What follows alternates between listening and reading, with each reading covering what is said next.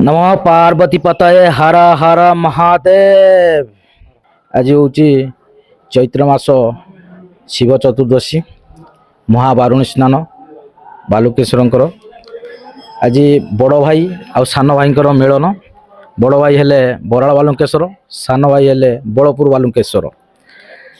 ये जो महाबारुणी स्नान कौन तार विधि रही आम अंग सेवायत गुणानना को पचारि जो पर्वटा आमर सान भाई आसबे बराल बालुकेश्वर बड़ भाई को पाछड़ी नापा यही पर्वटा सान भाई जो आसबे अध बाटे ही रहीगला बड़ भाई आज्ञामाल नहीं जी निमंत्रण करके आणवे।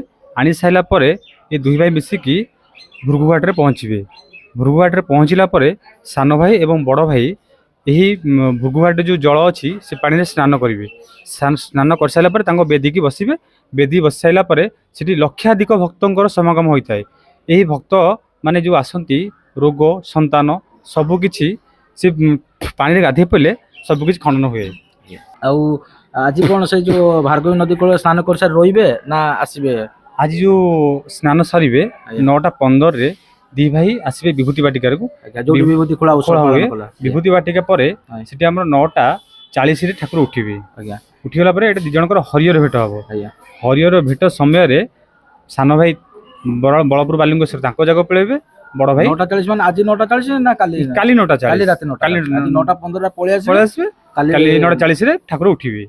उठला दी जनकर हरियर भेट हम। हरियर भेट सैला सान भाई जी बड़पुर बालुकेश्वर, बड़ भाई आसबे बराल बालुकेश्वर। जा हो ये है बराल बालुकेश्वर विधि विधान महाबारुणी स्नान नाम परिचित।